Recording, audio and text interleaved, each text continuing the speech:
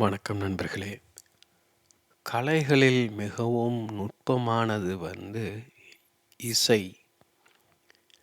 இசையை எடுத்துக்கிட்டிங்கன்னா, அதில் ஒருவர் தன்னுடைய மனதில் இருக்கும் உணர்ச்சியை நேரடியாக வெளிப்படுத்த முடியும்.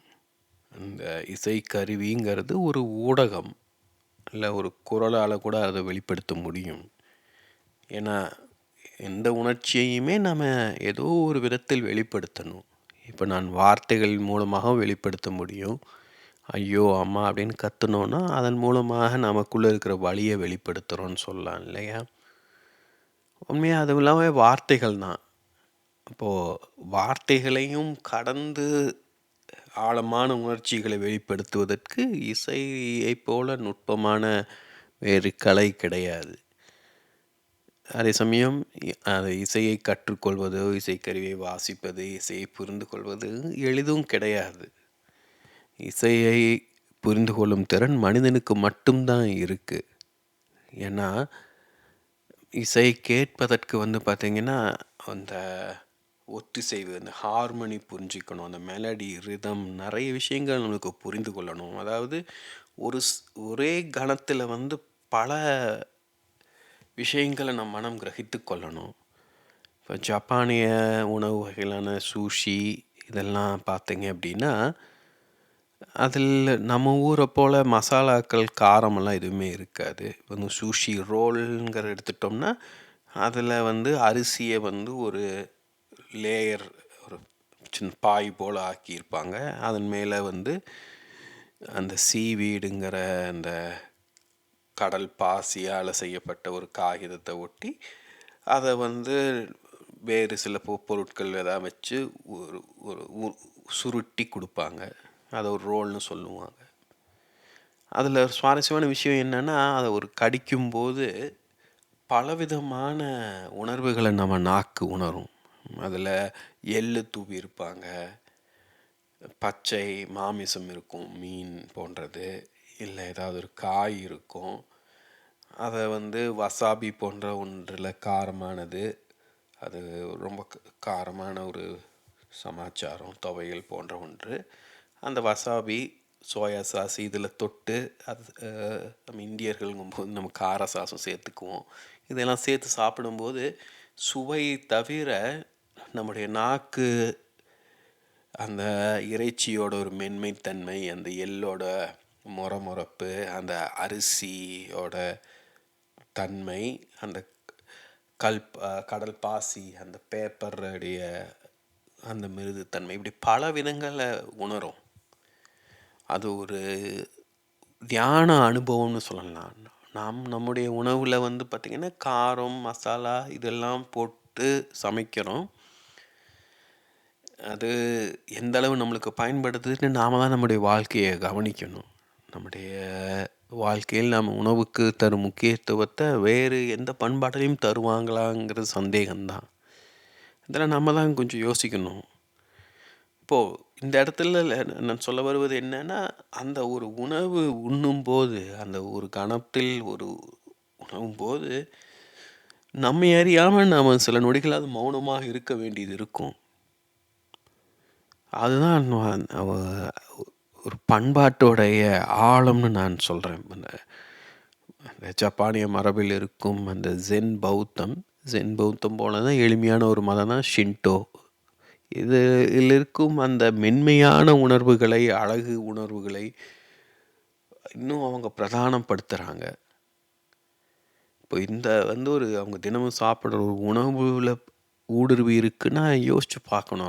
அவங்க எந்த அளவு முக்கியத்துவம் கொடுத்துருக்காங்க, அவங்களுடைய அந்த மன அமைதிக்கு, அந்த புரிதல் தன்மையை கவனித்து பார்க்கணும். இப்போ நம்ம ஊர் உணவுனாலும் நம்ம ஊர் மசாலாக்கள் சாதாரணமாக உருவாக்கப்படலை. எவ்வளவு கால முயற்சிகள், ஒரு பாரம்பரியம் அதற்கு பின்னாடி இருக்குது.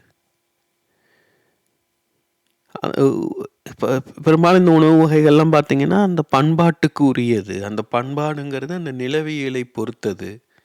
அங்கே என்ன மாதிரியான சூழல் வருது, நம்ம ஊரில் வெயில் நிறைய இருக்குது, அதனால் நம்முடைய உணவு வகைகள் வேறு விதமாக இருக்குது. மேலை நாடுகளில் குளிர் அதிகம்னா அவங்க உணவு வகை வேறு விதமாக இருக்குது. ஸோ இதில் நிறைய விஷயங்கள் இருக்குது. இப்ப இது எல்லாமே நாம தான் புரிந்து கொள்ளணும். எல்லாவற்றிற்கும் பின்னாடியும் இந்த நுட்பங்கள் இருக்கு.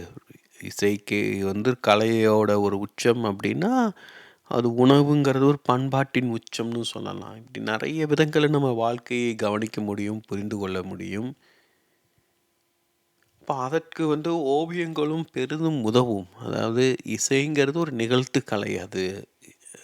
நம்ம இப்போ கேசட் மூலமாக, சிடி மூலமாக, டிவியில எல்லாமே கேட்குறோம். இருந்தாலும் வந்து ஒரு லைவா, ஒரு நேரலையில், ஒரு நேரடியாக ஒருவர் இசைப்பதை பார்க்கும்போது அந்த உணர்வே வேற. அதனால தான் இன்றும் வந்து இந்த நவீன காலகட்டத்திலயும் கான்சர்ட்லாம் நடந்தா பெரிய கூட்டம் அலைமோதுது. அப்போ மனிதர்கள் அந்த கூட்டத்தில் ஒருவராக தங்களை கரைத்துக் கொள்ளவும் விரும்புகிறார்கள். அதற்கு வந்து இந்த நிகழ்த்து கலைகள் வந்து பெரிதும் உதவும். அதற்கு மாறாக சிற்பம்ங்கிறது இன்னொரு எல்லைன்னு நான் சொல்லுவேன். எனக்கு பிடித்த கலைகளில் ஒன்று வந்து சிற்பம். ஏன்னா, அது வந்து ஒரு முப்பரிமாண உலகை நம்மளுக்கு காட்டுது.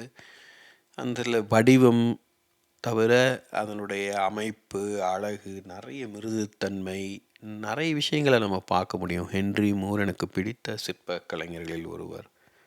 அவருடைய சிற்பங்களை தேடி பிடிச்சு பார்க்கலாம். நான் வேறு காணொளியில் அத பத்தி நான் பேசுறேன்.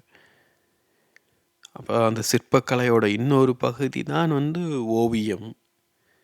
சிற்பத்தில் இல்லாத ஒரு சுதந்திரம் வந்து ஓவியத்தில் இருக்கு. ஏன்னா சிற்பம்ங்கிறது வந்து ஒரு டேஞ்சிபிளான ஒன்று இல்லையா? நான் ஒரு முப்பரிமாண உலகில் நாம் தொட்டு, தடவி, பார்த்து புரிந்து கொள்ளக்கூடிய ஒன்று. ஓவியத்துக்கு அந்த பிரச்சனை கிடையாது. முழுக்க முழுக்க கற்பனையினால் வெளிப்படுவது.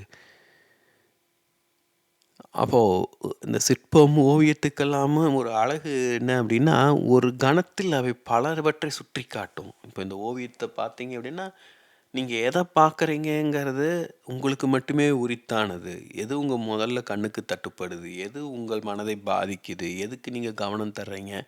அது என்ன உணர்ச்சிய உங்களுக்குள்ள எழுப்புது? ஏன் எழுப்புது? இதெல்லாம் ஒருவருக்கு மட்டுமே தனித்துவமானது. இப்போ நெறைய புரிந்து கொள்ள முடியும். இதெல்லாமே நம்ம சொற்களால விளக்க முடியாதது. இதுதான் கலையுடைய அழகே.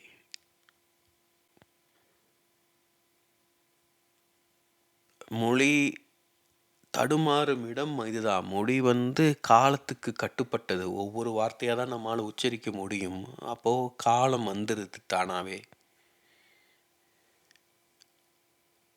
அப்போ மொழியைக் கொண்டு காலத்தை கடக்க முடியுமானா, அதுவும் சாத்தியம். எப்படி சாத்தியம்னா, அதற்கு தான் கவிதை. இப்ப கவிதையோட உச்சத்தில் வந்து வந்து பார்த்தீங்கன்னா, அது சுட்டுவது மௌனமாகத்தான் இருக்கும். இதை வாசிப்பும், தியானமும்ங்கிற என்னுடைய பதிவில் நான் விரிவாக பேசியிருக்கேன் இத குறித்து. என்னை பொறுத்தவரைக்கும் கவிதை சுட்ட வேண்டியது மௌனத்தை. மொழி என்பதே மௌனத்திலிருந்து உருவாகி மௌனத்தை நோக்கி சென்ற அடைவது. அது நமக்குள்ள இருக்கும் மௌனத்தையும் நம்மோட சேர்ந்து இழுத்து செல்லுது. ஒரு பயணத்தை நம்மோட மேற்கொள்ள வைக்குது. அதனுடைய உச்சம் வந்து கவிதைன்னு நான் சொல்லுவேன். அதிலும் ஒரு தத்துவமும் சார்ந்த கவிதை, அதோட மொழி அழகு இதெல்லாம் சேரும்போது, அதனுடைய அது தரும் திறப்புகள் வந்து சொல்லில் அடக்க முடியாதது. அத்தகைய ஒரு அருமையான நூல் தான் தாவோ த ஜிங். இப்போ அந்த படம், இந்த ஓவியம், இந்த காணொளியோட தலைப்பு, இந்த பாடல் இதுக்கெல்லாமே நுட்பமான தொடர்பு இருக்கு. அது எப்படி புரிஞ்சு கொள்றீங்கங்கிறது தான் ஒவ்வொருடைய திறமையை பொறுத்தது. இதுதான் நான் புத்திசாலித்தனத்தின் அடையாளம்னு சொல்லுவேன். அதாவது புத்திசாலித்தனம்ங்கிறது என்னன்னா, ஒண்ணோட ஒண்ணு எப்படி நம்ம தொடர்பு படுத்திக் கொள்றோம். பெரும்பாலும் வந்து பார்த்தீங்கன்னா, நம்முடைய மனது வந்து அது ஏற்கனவே புரிந்து கொண்டது, அதற்கு அணுக்கமானதை மட்டும் தான் ஏற்றுக்கொள்ளும். புதிய விஷயங்களை எளிதில் ஏற்றுக்கொள்ளாது. அப்போ நம்முடைய மனம் எவ்வளோ விசாலமானதுங்கிறது, அது எவ்வளவு முரண்பாடுகளை தனக்குள் கொண்டுள்ளது, அந்த முரண்பாடுகளை எப்படி ஏற்றுக்கொண்டுள்ளது அப்படிங்கிறது. பக்குவம்ங்கிறது அதுதான். நம்ம எல்லோருக்குள்ளேயுமே முரண்பாடுகள் இருக்கும். அந்த முரண்பாடுகளை புரிந்து கொள்வதுங்கிறது ஒரு பக்குவத்தின் அடையாளம் அப்படின்னா, அதை ஏற்றுக்கொள்வது அதனுடைய இன்னொரு பரிமாணம். அப்போது அழகான ஒரு பாடல் இது பாருங்க. தொன்மையான ஞானிகள் பரந்த மனம் கொண்டவர்கள், நுட்பமானவர்கள். அவர்களது ஞானத்தை அளவிட முடியாது. ஞானம்ங்கிறதே அப்படிதான். நான் எல்லா இடத்துலையும் சொல்வது என்ன அப்படின்னா, நம்ம எல்லோருக்குள்ளேயுமே ஞானம் இருக்குது. இப்போ நீங்கள் உங்களுக்கு 15 வயசுனாலும் உங்களுக்கு சிலது புரிந்திருக்கும். உங்களுக்கு ஒரு நல்லா பம்பரம் ஓட தெரிஞ்சிருக்கலாம். சைக்கிளில் கையை விட்டுட்டு ஓட்ட தெரிஞ்சிருக்கலாம். அதை நீங்கள் எப்படி இன்னொருவருக்கு கற்றுத்தர முடியும்? யோசிச்சு பாருங்கள். எல்லோருக்குள்ளேயுமே அந்த மாதிரி நுட்பமான விஷயங்கள் இருக்குது. நம்ம எல்லோருக்குள்ளேயும் ஏதோ ஒரு தனித்துவம் இருக்குது. அதை நம்ம கண்டுபிடிக்கணும். அதுதான் நம்ம ஸ்வதர்மம்னு சொல்கிறோம். அந்த ஞானத்தன்மை எப்போவாவது நம்மிடம் வெளிப்படுவதுங்கிறது வேறு, எப்போதுமே வெளிப்படுவதுங்கிறது வேறு. சில பேர் குடித்தா ஞானி ஆயிடுவாங்க, லாட்ரி சீட்டு விழுந்தால் ஞானி ஆயிடுவாங்க, நம்மளோட துக்கத்தில் ஒருவன் தவிப்பவன் ஒருவன் கிடைத்தா நாம் எல்லாருமே கருணை வள்ளல் ஆயிடுவோம். ஸோ இதெல்லாம் ஒரு சூழலின் அடிப்படையில், இன்னொருவருடன் நம்முடைய ஒப்பிடுவதன் அடிப்படையில் நாம் மேற்கொள்ளும் ஒரு மோஸ்தர், ஒரு வகையான பாவனைன்னு சொல்லலாம், நடிப்புன்னு சொல்லலாம். இப்போ இதை புரிஞ்சுக்கணும். அந்த பொய் கிடையாது. அந்த ஞானம் உண்மையானது தான். ஒருத்தர் குழப்பத்தில் இருக்கும்போது யாருனாலையும் ஒரு ஆறுதலாக 4 வார்த்தை சொல்ல முடியும். நம்ம எப்படி இருந்தாலும் மனசுக்குள்ளேருந்து தேத்தி தெளிவாக வெளிப்படுத்தி கொள்ள முடியும். அதுக்காக நாம் ஞானி ஆகிட மாட்டோம். அதுதான் வித்தியாசம். அதை புரிஞ்சிக்கணும். நம்ம எல்லோரிடையும் ஞானம் இருக்குது, ஆனால் நாம் எல்லோருமே ஞானிகள் கிடையாது. தொன்மையான ஞானிகள்ங்கிறவங்க அவங்களுடைய புரிதல் வேறு. இதை நான் முதிய ஆன்மான்னு சொல்லுவேன். முதிய ஆன்மாக்கள் அவர்களுக்கு ஒரு தனித்திறன் இருக்குது. அதை நாம் தான் புரிந்து கொள்ளணும். அதை அவங்க தான் அதை கற்றுக்கொண்டு வெளிப்படுத்திக்கணும். அதுதான் நமக்கு தரும் பரிசு, நாம் இந்த உலகுக்கு தரும் பரிசு. நாம் எல்லோருமே அந்த பரிசோடு பிறந்திருக்கோம். அதை விவரிக்க வழிகள் கிடையாது. அதை அளவிட முடியாது. ஏன்னா அது அவருக்கு தான் தெரியணும். ஏன்னா அது வெளிப்பட்டதுக்கு அப்புறம் மற்றவங்க பார்ப்பாங்க. அதை எப்படி அளவிட முடியும் இன்னொருவரால்? ஏன்னா அது ஒரு தனித்துவமானதாக இருக்கும். அதை விளக்க முடியாது. அதன் தோற்றத்தை மட்டுமே நம்மால் விளக்க முடியும். அதான் அதை விவரிக்க முடியாது. அந்த தோற்றத்தை எப்படி இருந்தது, அப்படி இருந்ததுன்னு. அதனால தான் புத்தர், இயேசு போன்றவர்களை பற்றி கட்டுக்கதைகள் இன்றைக்கி பரவி கிடக்கு. ரமணரை பற்றியும் அதே போன்ற கதைகள் உருவாகிருச்சு.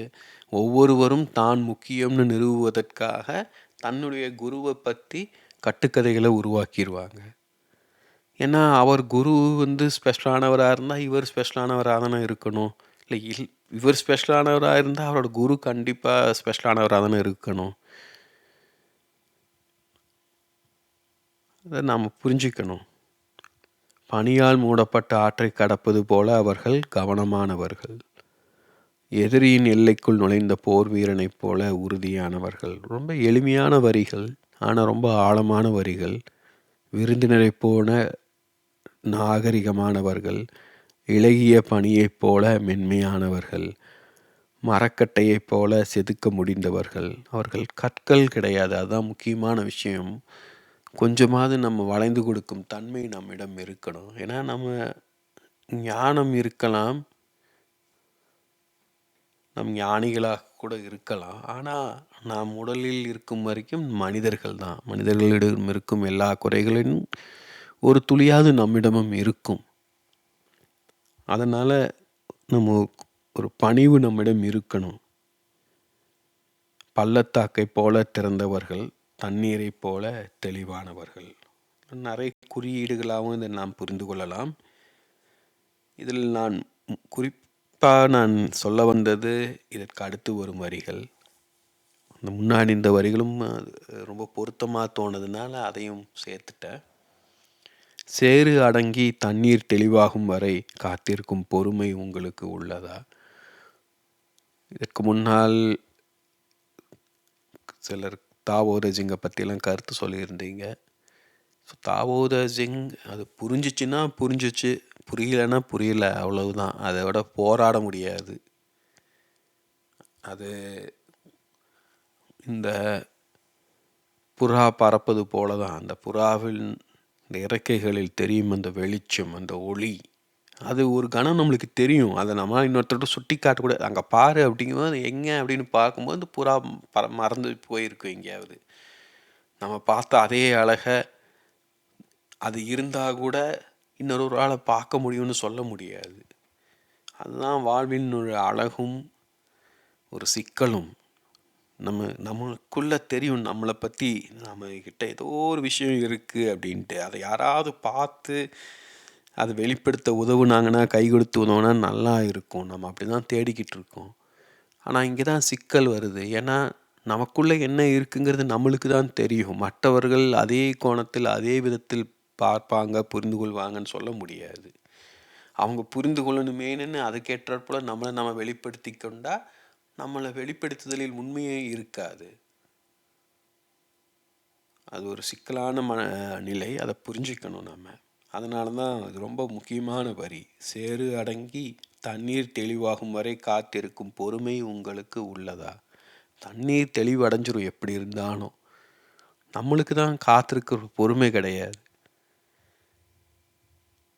செயல் தானாக வெளிப்படும் வரை ஆடாமல் அசையாமல் உங்களால் இருக்க முடியுமா? முக்கியமான வரி. இப்போ நான் இதை பேசுகிறேன் அப்படின்னா இந்த வார்த்தைகள் எனக்குள்ளே இருந்து வெளிப்படுது. இது ரொம்ப ஒரு முக்கியமான விஷயம் நான் சொல்லுவேன்.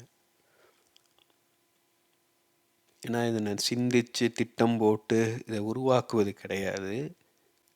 உதாரணமாக இந்த தொடரை உருவாக்கலாம்னு முடிவு பண்ண அதே நாள் நான் இது பதிவு செய்யும் 6வது அல்லது 7வது காணொளி இது. இது விஷயம் ஒரு மனதில் ஒரு ஐடியா தோணுன உடனே அது எப்படி வெளிப்படும் நம்மளால் சொல்ல முடியாது. அது வெளிப்படுவதற்கான வாய்ப்பை தரணும். சரி, இந்த தொடர் போல் உருவாக்கலான்னு தோணுச்சு. ஒரு பதிவு போட்டாச்சு. தொடர்ந்து அப்படியே பேச முடியுது. ஏன்னா இதுக்கு ஒரு தொடர்ச்சி கிடைக்கிது.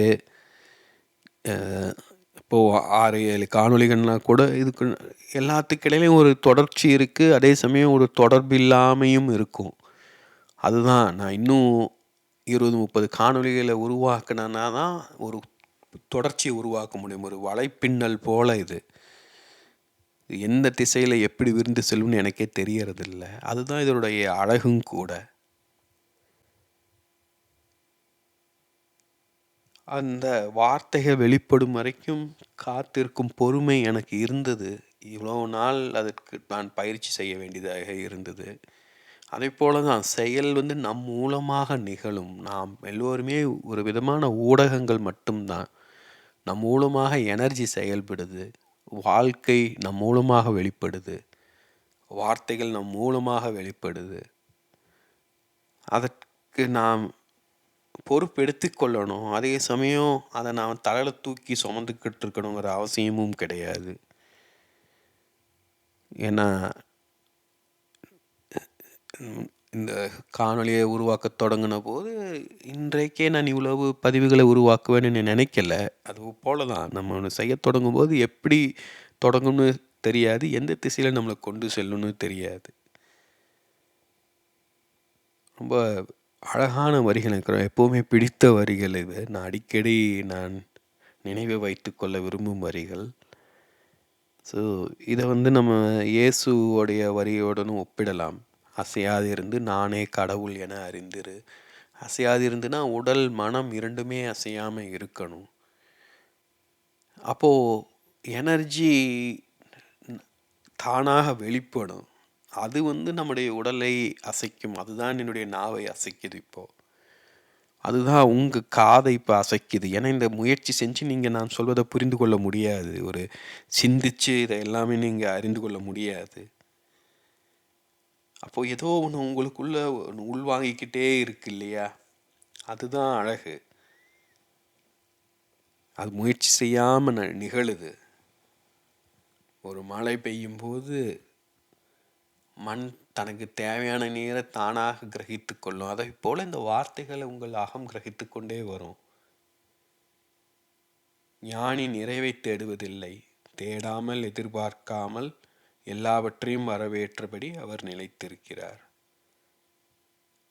இதுதான் வாழ்க்கை. அதாவது எல்லாமே நமக்குள்ள இருக்கு. நாம் தேடும் ஞானம்ங்கிறது நமக்கு வெளியில் இல்லை, நமக்குள்ள தான் இருக்கு. ஒரு அழகான கதை.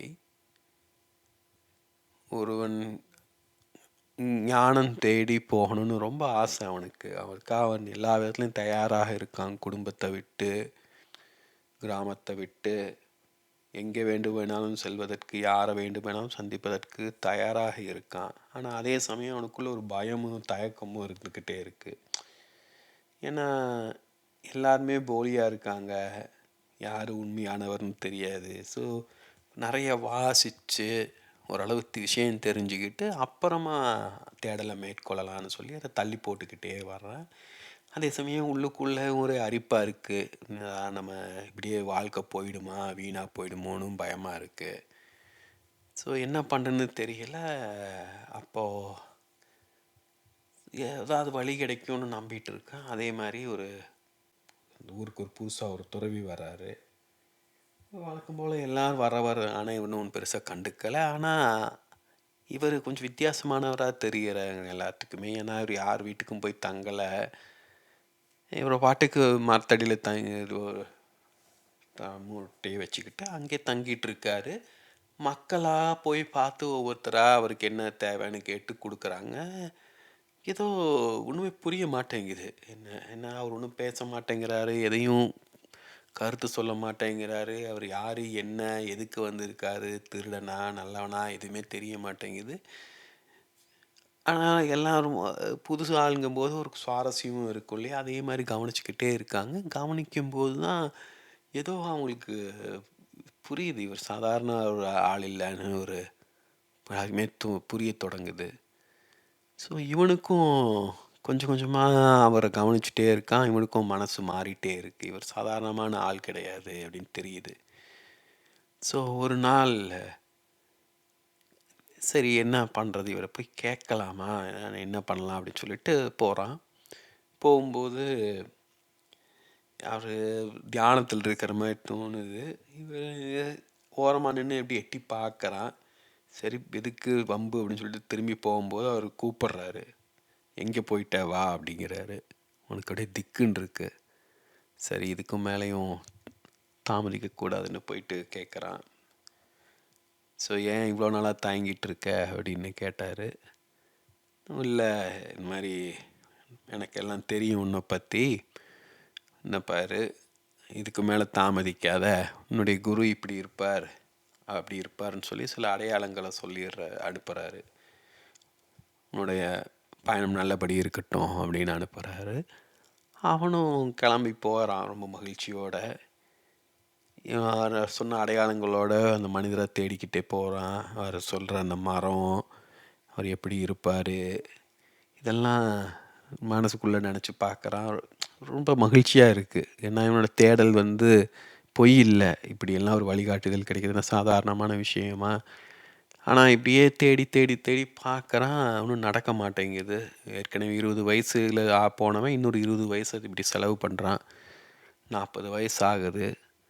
ஸோ கொஞ்சம் கொஞ்சமாக அவனுக்கு சுதாரித்திக்க தொடங்குறான். கொஞ்சம் வாழ்க்கை பற்றின புரிதல் கிடைக்கிது. ஏன்னா எல்லாருமே முழுமையாக ஞானிகளாக இருப்பது கிடையாது. எப்போது ஏதோ சமயத்தில் ஏதோ சொல்லிடுறாங்க, அதை நம்ம பிடிச்சிக்கிட்டு ஞானி இவர் தான் ரட்சகர்னு நம்மளான கற்பனை பண்ணிக்கிறோம். ஸோ உண்மையிலே யாரும் ஞானி கிடையாது அப்படிங்கிற மாதிரி அவனே ஒரு அரை ஞானி ஆயிடுறான். ஆனாலும் ஒரே குழப்பம், ஒன்றுமே புரியலை எனக்கு. ஏன்னா இன்னும் நிறைய கேள்விகள் இருக்குது. யாருக்காவது கீழே இருந்து தன்னுடைய அகங்காரத்தை கழட்டி வச்சுட்டு பணிவிட செய்யணும்னு ஆசையாக இருக்குது. அப்படிப்பட்ட ஒருத்தர் கிடைச்சா நல்லா இருக்குமேன்னு தேடிட்டு பார்க்குறான். ஸோ ஊருக்குள்ளே வர தொடங்குறான். ஊருக்குள்ளே வர தொடங்கும் போதே அந்த ஊரே மாறி இருக்குது. எனக்கு அந்த ஊர் மாதிரியே தெரியலை, ரொம்ப வித்தியாசமாக இருக்குது. ஸோ அவன் உள்ளே வர வர வர திடீர்னு அவனுக்கு மனசுக்குள்ளே அந்த சாமியார் சொன்ன சில சம்பவங்கள்லாம் நினைவுக்கு வர தொடங்குது. என்னமோ அவங்க மனசுக்குள்ளே ஒரு உள்ளுணர்வோட வேகமாக ஓடுறான். பார்த்தா அந்த ஊருக்கு மத்தியில் அதே மாதிரி ஒரு அதுக்கு கடியில் ஒரு சாமியார் உட்காந்துக்கிட்டு இருக்காரு. இவனுக்கு ஒன்றுமே புரியலை. ஓடி போய் ஒரு காலை விழுகிறான், கண்ணு விட்டு கதறான். இப்போ உங்களை தான் தேடிக்கிட்டு இருந்தேன், இங்கே தான் இருக்கீங்களா, எப்போ வந்தீங்க நீங்கள் அப்படின்னு கேட்குறான். இந்த கதை உங்களுக்கு புரிஞ்சுதான்னு தெரியல. ஏன்னா ஒரு சிறுகதை மாதிரி ஒரு முடிவில்லாமல் இருக்கட்டும், நீங்கள் என்ன புரிஞ்சுக்கிறீங்கிறது உங்களுக்கே ஆனது. ஸோ இதை போல தான் நாமளும் வாழ்க்கையில் தேடிக்கிட்டு இருக்கோம். நம்ம கண்ணுக்கு முன்னாடி என்ன இருக்குங்கிறதே நம்மளுக்கு தெரிய மாட்டேங்குது. அப்போ நம்ம தேடுறது எங்கே கிடைக்கும்னு நம்மளுக்கு எப்படி தெரியும்? நம்மளுக்கு இதுதான் வேணும்னு நம்மளுக்கு எப்படி தெரியும்? ஸோ நாம் தான் வாழ்க்கையை சிக்கலாக்கி கொள்கிறோம். நாம் யாருன்னு நம்மளை பற்றி நாம் கொண்டிருக்கும் எண்ணங்கள் தான் நாம் யாராக வாழ்கிறோமோ அப்படி நம்மளை வாழ வச்சுக்கிட்டு இருக்கு. நம்மளை ஆண்னு நினச்சோம்னா நம்ம ஆணாக வெளிப்படுத்தி கொள்வோம். நம்முடைய எழுத்தாளன் நினச்சோன்னா எழுத்தாளன் போல் நம்மளை காட்டிக்குவோம்.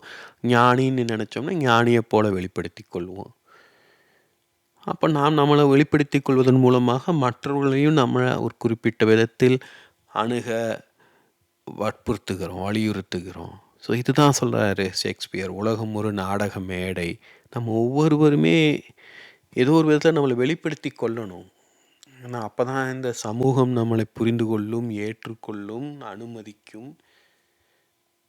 ரொம்ப நுட்பமான விஷயங்கள். அதே சமயத்தில் நம்ம சமூகத்துக்கு நம்மளை தேவைக்கு அதிகமாக கொடுத்தோம்னா நம்முடைய வாழ்க்கையை நாம் இழந்துருவோம். இப்போ நாம் யாருங்கிற புரிதல் நமக்கு இருக்கணும். நம்முடைய வாழ்வின் நோக்கம் என்ன, நாம் செய்ய வேண்டியது என்னங்கிற தெளிவு இருக்கும்போது நம்முடைய வாழ்க்கையை நாம் சரியாக வாழ்வோம்.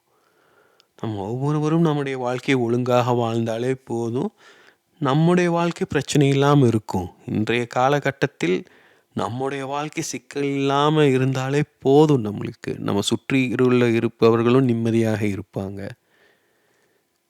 இப்போ நம்முடைய வாழ்க்கைக்கு நாம் பொறுப்பேற்று கொள்ளும்போது தான் நாம் பெரிய மனிதர் ஆகிறோம், வளர்கிறோம்.